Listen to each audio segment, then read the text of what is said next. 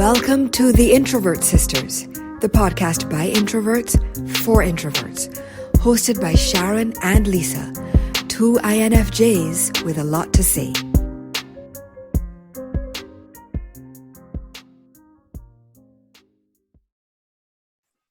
Hi, I'm Sharon.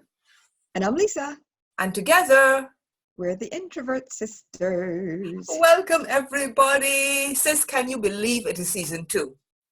Oh my gosh. I actually can hardly believe it. Like we really did it. We did a 15 episode season 1. We even threw in like a bonus episode in there. It's just amazing. Feeling very good about it, I have to say. Feeling very good about it. Very, very good.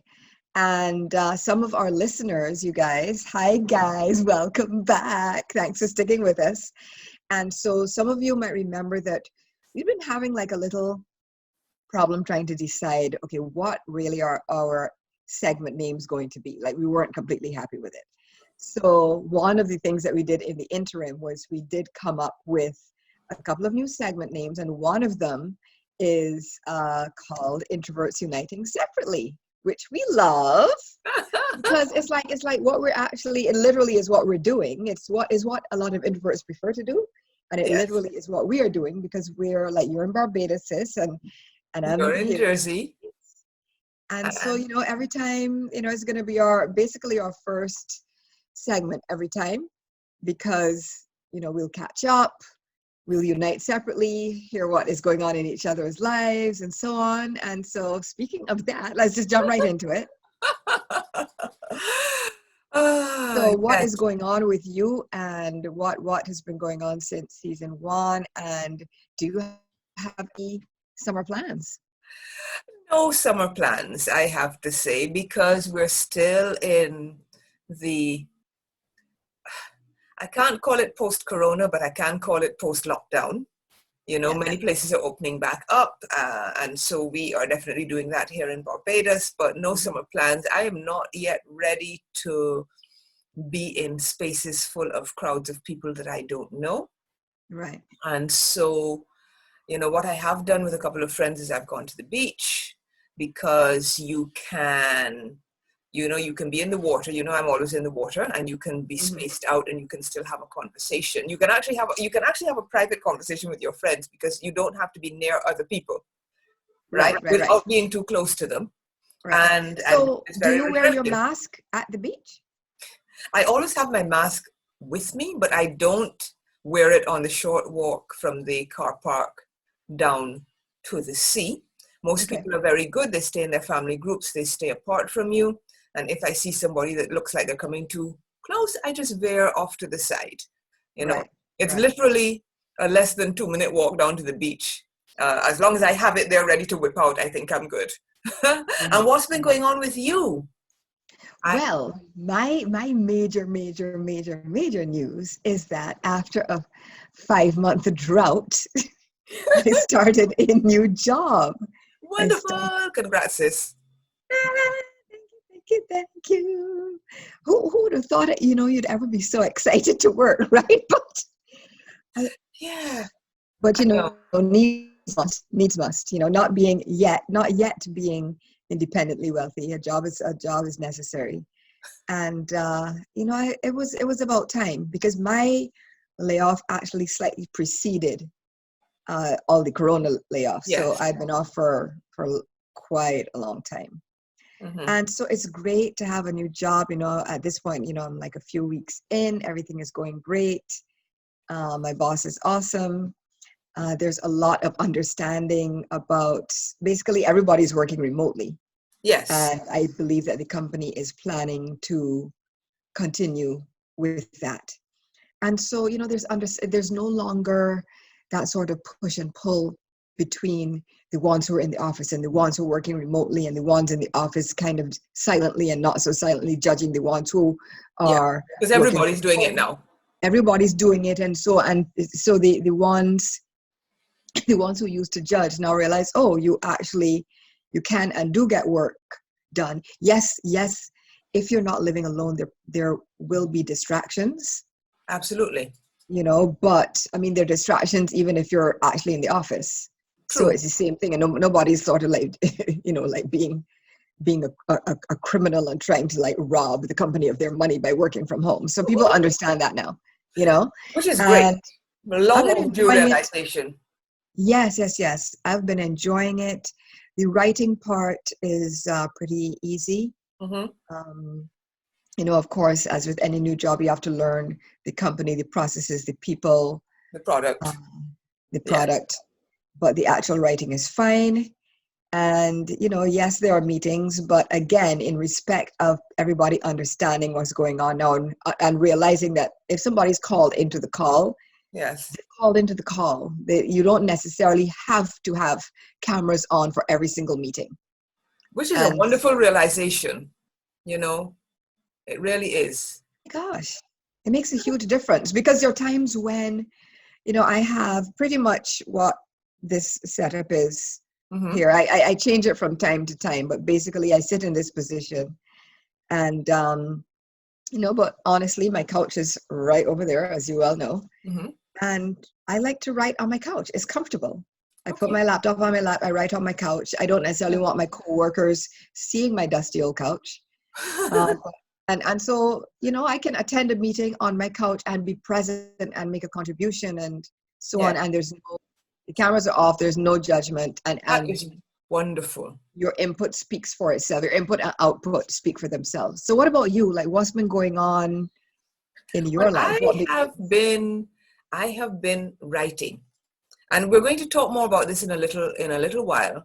But in the wake of the George Floyd murder, and I want to remind people that we actually did an off-topic episode near the end of season 1 on this subject. Right. So, what's next after Blackout Tuesday. So catch that if you haven't already done so. Yeah, so it has really spurred me on to write more about these issues. So that's kind of how I've been filling my spare time. And we'll talk more about that in a minute. Yeah. But, it leads us very nicely into in our world. In our world. Our main topic for today. So yes, you kick this off. It's how our content and our focus and our friends list and our followers have changed after all the Black Lives Matter, the resurgence of interest in Black Lives Matter, right? So, a lot has happened since July the 1st when season 1 ended. As we said, the brutal murder of George Floyd became a tipping point for an impetus to change the world. I mean, it's really tragic that another Black man had to die for this to take place. I mean, it's been centuries or even decades if you don't count the slavery times. And it's taken a long time. Yeah. So I know there's one change that you particularly want to talk about. Well, it actually had never occurred to me that in my lifetime I would see Nancy Pelosi wearing kente cloth. And I hope there's some kente cloth left for the people of African descent. Honestly, I've seen so many people we get wearing kente cloth. I'm just saying. This has gone completely to the wrong demographic. And that whole situation with all of them kneeling, wearing, draped, dramatically draped in kente cloth. I was like, y'all, first of all, you look like you're practicing for a school play. So stop it. Get up off your knees, right? The play is a failure and do some actual work and pass some laws. And I know it's I know that it's a signal of support and intent and what have you. But as a young person of our mutual acquaintance said, in relation to the removal of symbols like Aunt Jemima and Uncle Ben from products, that's all very well and good, but do the actual work of dismantling white supremacy. Right? Yes. I agree. I do agree with that. However, because the root of systemic is system, right? Yes. And so it is a system that has to be dismantled, and there's so many aspects to it. And part of it part of the whole system of racism and making sure that, because it's like constant ongoing propaganda, right? Yes, So part absolutely. part of that propaganda is Those are what is revered Mhm. and what is ridiculed. That's all part of the propaganda. Absolutely. And so what was revered up until very recently were Confederate statues Yes. and We'll the talk about those in Confederate a minute. flag. Sorry, which we'll get to exactly, which we'll get to in a minute. And what was ridiculed, what black people were black and brown people were ridiculed. And so that ridicule included basically the symbolism of us as mammies and cooks and happy Negroes and shucking and jiving and all of that, and So minstrelsy, all that stuff. having So it that has to go. having that removed is important. Yes, I don't want that But reminded every time I'm having breakfast. no, But don't focus use on the that. rest. Don't use that as an excuse not to do anything else. Exactly. Okay? Right. Agreed. So yes, statues have been coming down. Columbus, Washington, Confederate generals, slave owners, all around the world. What about in the UK? What about in the UK? Yes, Samuel Colston was torn down and thrown into the river. You know, I think he was later rescued and might end up in a museum, which is fine, you know, with proper context. But he's no longer standing where he was.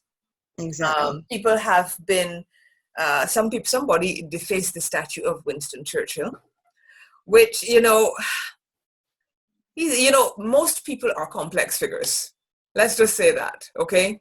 Yeah, he was a very complex racist. He was who also did much in the Second World War. For white people. But yes, but everything requires the proper context. That's all I'm saying. Yes. Okay. Yes, I agree. Everything requires the proper context. I was amazed to hear that there was actually a slave auction block still in Fredericksburg, Virginia. What was that still doing there? Girl, that's all part of the system. Can you imagine just going about a day as a Black person and seeing that and knowing that probably to this day you are still seen in that way? You're still seen as a slave. You're still seen as a body for hire. You're still seen almost as chattel or property. Yes. And I don't know. It's so disturbing that it was even still there. Yeah. But it's gone now. It's gone now. And we're in a period of momentum. We're still in this period. People are keeping their foot on the gas and applying pressure, and all of it is going, everything is going to go. It's going to take some time. Yes. But it's all going to be burned to the ground. And I don't mean that literally. This is not inciting anybody to anything. I mean, no. We're going to the system is going to be entirely dismantled. Yes, exactly. The situation with Amy Cooper and Christian Cooper.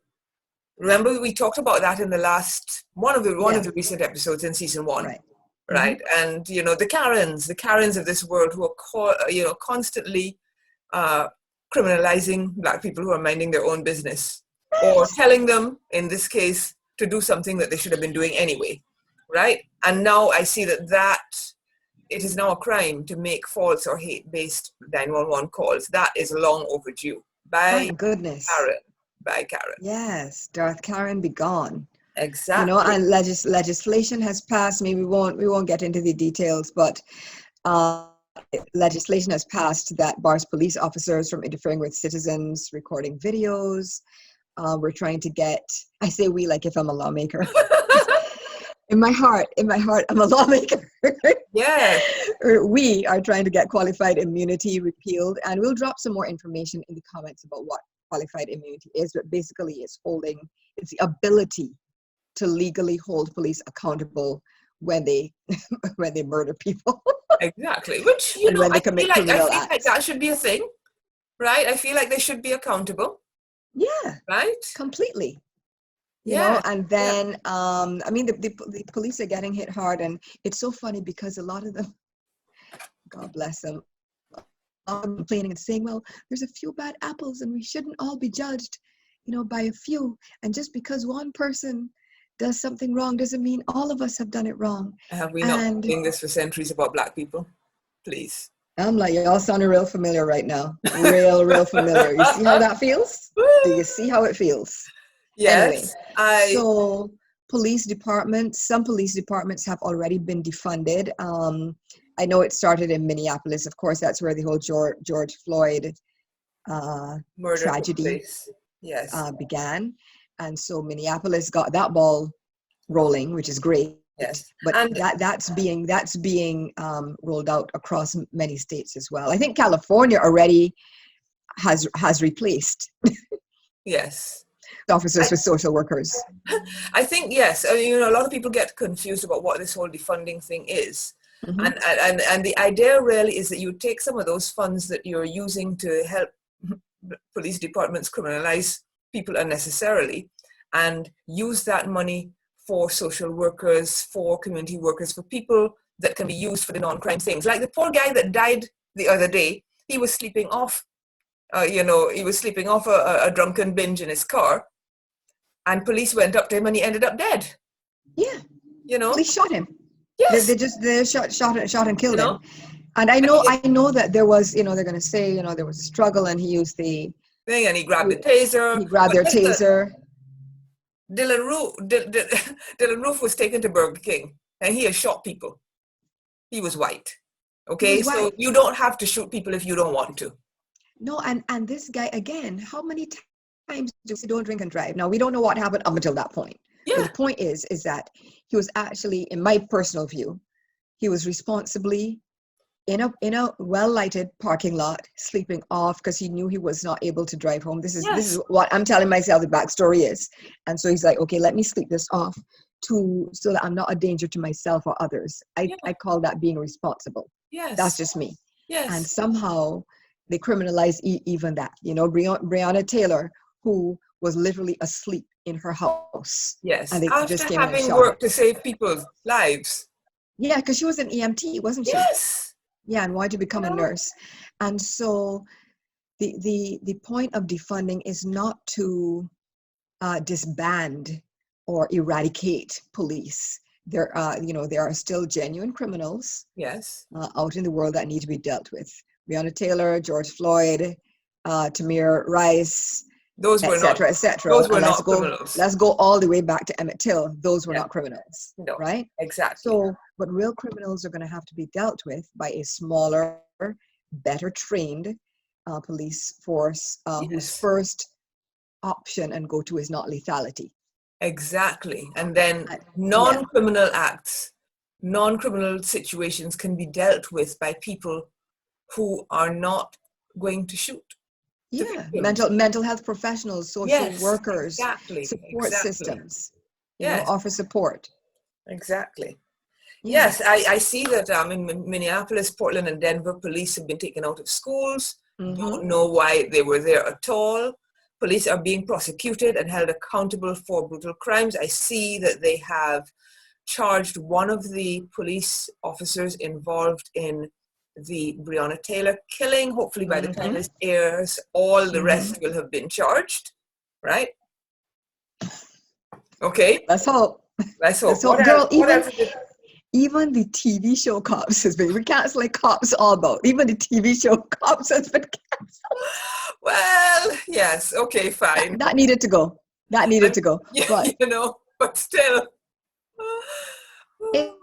I agree with, it's like managing a project, right? Yes. There's always the big central goal. Yes. But there are all the other little ancillary points around.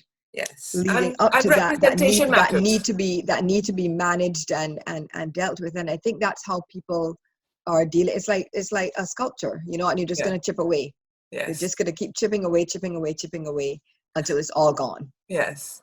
I see the Grammys are no longer using the word urban to discuss music of Black origin. And I know there's a biggie that you really yes enjoy. Girl, yes, the Black Lives Matter Plaza in Washington DC. That made me so happy.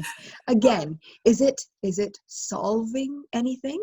But no, y'all had decades, centuries of your Confederate statues. Well, guess what we're putting now? We're putting Black Lives Matter, and I think right next to it is another couple of blocks where it says defund the police, also in bright colors on the street. And isn't it so sweet that the orange one now lives language. the orange one now lives at Black Lives Matter Plaza. He does. I must say I find that quite delicious. It is, isn't it wonderful? You know, it may be a pointless symbol. It may be, you know, but nonetheless I find it delicious. Yes, and I hear what you're saying about, you know, the symbolism and the pointlessness in terms of it's not changing laws, but yes, but we have been dealing with, again, what's revered and what's ridiculed, and what is even respected enough to be held as a symbol. So yes, the fact that is right next to the White House is huge. I agree. It's huge. Okay, you know? and we need to, and I think we also need to start. There's an artist who's, I think his name is Kehinde Wiley.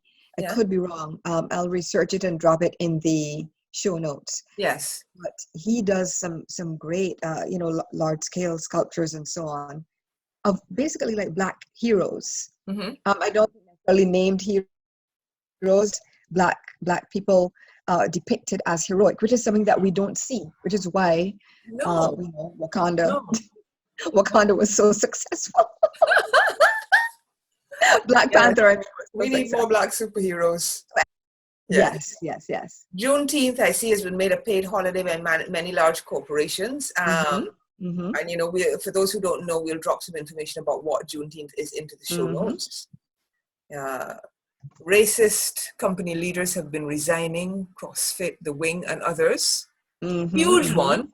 NASCAR banned the Confederate flag from its events. Some people are literally up in arms about this. One guy complained on Twitter. But, you know, someone said, well, you know, we don't care. You know, you didn't even win anything. Care. This is time. This is what we're going to do. Yeah, we're gonna drop actually his name in here because in our show notes, because it's like you are a loser because you've never, I mean this literally, because you actually have never won. I'm speaking in terms specifically of NASCAR. You are a loser because you've never won anything. So you have lost just like the Confederacy did. So have several seats and be gone. Nobody cares. Nobody cares. You know? And then the NFL is kind of still, it's still up and down. They haven't officially apologized to Cap, but they admitted that they have been wrong for not listening to players' concerns about racism. I mean, what do you think? I think Cap needs 5 years back pay. It's been 5 years, right? Has it been 5 years? Something like that. Something like that. He needs a back pay, and he needs a contract. You know, and an actual apology. All of those. And an actual apology. So the big takeaway from this, keep that same energy. That same energy. The big takeaway from this is that Black voices have been and are being amplified. People are listening on a global scale, but also on an individual level. You know? So, I mean, on that note, like what changes have you noticed or have you made in your personal world? Well, I finally figured out what Instagram is for me. I've always kind of used it without really, not that I didn't get it. You know, I used it because I write about social media. I need to know how to use these things. I need to know what they're about.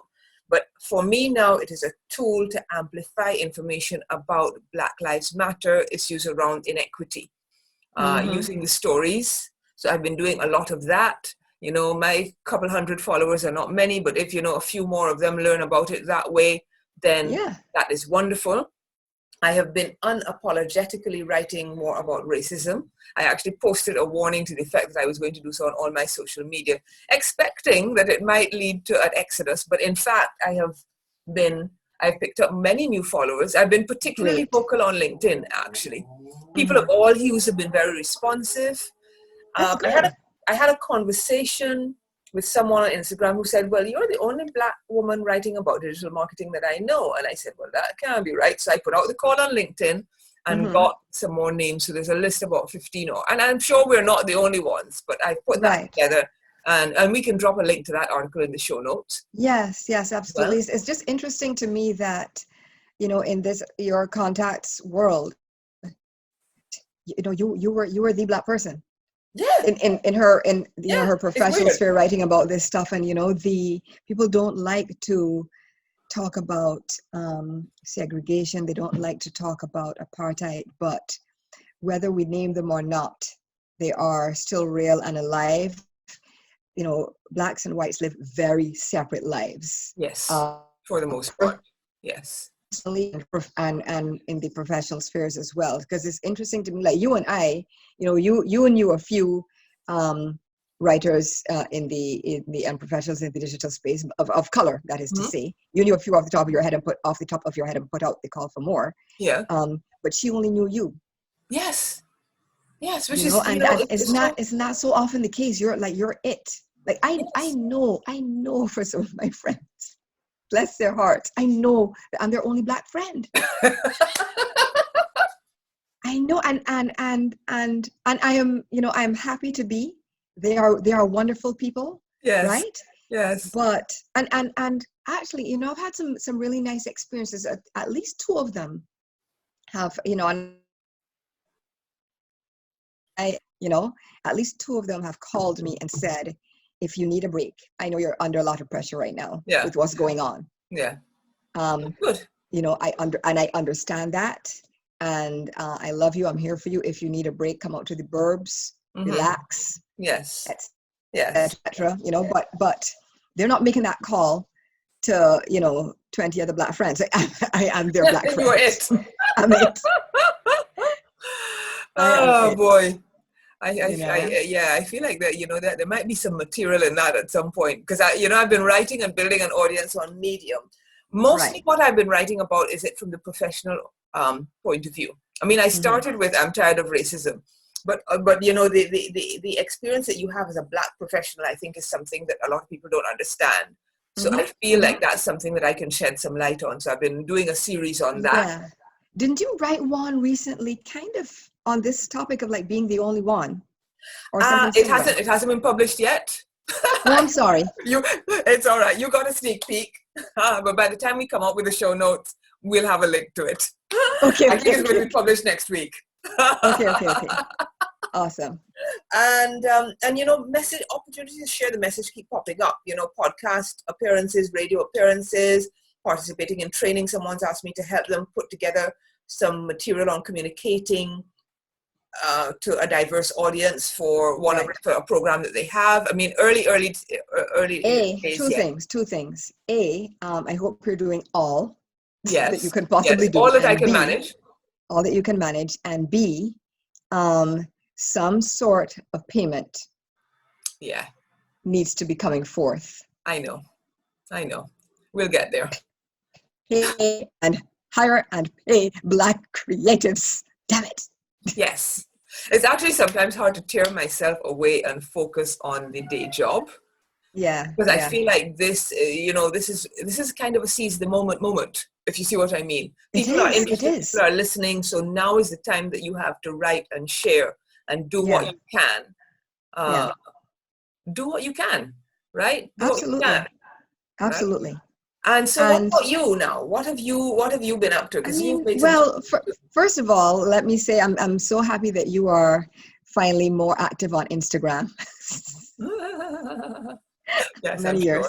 Because part of my morning routine is checking your stories. Because I post a lot of my stories too, and sometimes we post the same thing, but there's always differences. There's other people, you follow different people, or you might have come across different stuff on your Explorer page or whatever. And so I check your stories.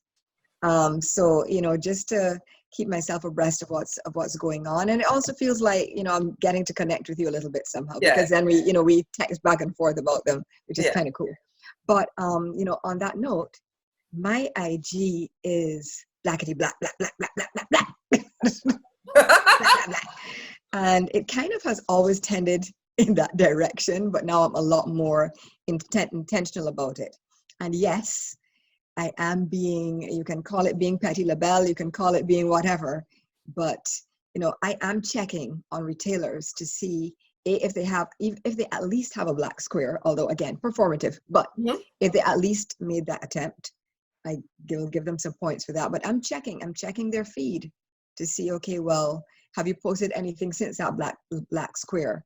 Has the color, and I mean this literally, of what's on your page, has that started to change? And who's in your management team? Just throwing that out there. Who's in your management team? All of it. because there's an account that I follow called Pull Up. I think it's all Pull Up for Change. I don't know if you follow them as well, but they are holding companies accountable and saying, okay, you have to publicly say what the diversity levels of your executive, your company, your leadership team, everything. And can I just interject? If your one Black person is the diversity officer, you still have work to do. Okay? That does not count. No. That Don't is, make again. make the Black person responsible for diversity. You, as the white people running the thing, you need to be responsible for diversity. Right? Don't make that person carry the load. Right? No, they're already struggling. No. Trust me. Yeah. Okay. Yeah. Sorry. Back to this gets back to I think strongly about this. This gets back to the whole thing of, removing Uncle Ben and Aunt Jemima and all of that from the serial on. It's some of this stuff is so performative. So hiring a Black diversity officer and having that be the only Black person in your entire company, Black or brown person in your entire company is performative. Yes. It's like, it's like, we're gonna fool them. Let's do this. Hire this person. We are not fooled. Make it look good, but disempower them completely. Because usually what happens, like I go and I research a lot of these chief diversity officers, and all of them have the same story. They were brought in. It was so exciting. They thought, I can make real change, and they were never able to pursue anything because, again, what does the rest of the team look like, and what do they care about? What they don't care about is you and your diversity efforts. That's what they don't care about, right? Right.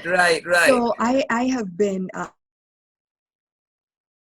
as you've always been, passionate about racism, topics of shadeism and colorism, topics of that nature. But I'm getting more and more intentional about surrounding myself with educational and inspirational content around that. And my social media posts, more so on Facebook. Yes. I've been doing a lot. Like one day it was, oh, look at this pretty puppy, and look at this cute puppy. Look at this beautiful bird. Good morning, class. Here's your lesson on white fragility for the day. Right. Hashtag y'all about to get triggered. All gonna learn today. So it's like I don't have time for the fragility. I don't have the time and the energy because distance myself to make others feel comfortable, because we have all done it. And it's been decades, and I'm exhausted because you constantly have to mute yourself all day, every day. Yes. Especially if you live in a country where you are in the minority. It's a little different, or maybe very different, living in Barbados or in some other country in which you are the majority. Black people are the majority. Yes. But when you're living in a country, yes and no. I know Barbados. Yes and no. Barbados. Listen. The entire slave code, the code originated in Barbados. Yes, I know that. Tells you all you need to know about Bajan society. Right. We're not going to go there. Otherwise, we will never finish. Nope. But take down Nelson. But yeah. I love this. Anyway, political. Listen, I ain't got the time anymore, girl. Yeah, so I have always been somewhat absent of F's to give. I always had that that aspect. And now you're all out. Yes. Now you're all out. All out. They're all gone. No more F's given. So no more F's given, and you either like me or you don't. You either like the post or you don't. You either learn or you don't. You either follow me or you don't. Makes no difference to me. I am keeping on my track. Doing what on you my feel path, guided to do. Exactly. What I feel guided to do and what I know is right for me. Yes. And I know that for us as well, it's kind of made us both expand the purview. I love that word. Somebody taught me that years ago, and I've always been looking for an opportunity to use it. Yes. Expand the purview of the show. But yes, we've expanded the purview of the show. And so, yes, of course, we are introverts, and we are still going to talk introversion. That's still going to be the core, but we're definitely going to be bringing in more content. And no, it won't only be about racism, but some of it will be.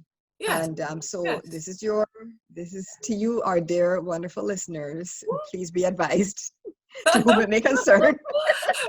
We're We're going to be introverts, touching that and we're black, and we're talking about both of them. And we're talking about both of them because we can't separate, we can't disconnect and disengage and separate our introversion from ourselves. And we definitely can't separate we are black. Yes. And that is just a part of our identity. And, you can't separate it from us. Exactly. And so, but overall, one of the changes is I think I've become kinder to myself. And I think I was always kind, or at least kind to other people. Yeah. Tried to be, unless it pissed me off, in which case we'll be tight then. But you try to be kind to other people. You try to be thoughtful of other people, and especially now with what's with all that has gone on and is still going on, extending people grace. But it's like, okay, but don't I deserve some grace? Don't I deserve a respite? Don't I deserve rest and relaxation and just some quiet time and to be happy, because a lot of what we've been dealing with has been very, very heavy. And so I think, hey, we need a break sometimes. I need a break sometimes. And so being kind enough to myself to give myself a break. Yes. When I need Absolutely. it. Yeah. So that is what has been happening since we wrapped season 1. Before we sign off for today, for our new listeners and even for some of our existing listeners, we just wanted to let you know a little bit more about the faces and voices behind the brand, who's who at the Introvert Sisters. So if you are following us on social media, on Facebook and Instagram, you are most likely talking to Lisa. And if you are talking to us on the web and by email, you're probably talking to me, Sharon. So you can follow us on Instagram and Facebook at The Introvert Sisters, on Twitter at The Introvert Sis, on our personal profiles too. I'm on Instagram at S. Hurley Hall. Lisa's handle is a happy Phoenix. Long story, right, sis? Long story for another time. So that's it. So happy to have kicked off season 2. And we will see you next time. Bye. Bye.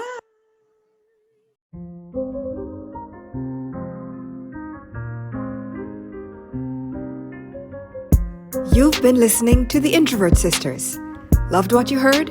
You can catch all our episodes on Apple Podcasts, Spotify, SoundCloud, and all other major platforms. Subscribe, rate, and write a review.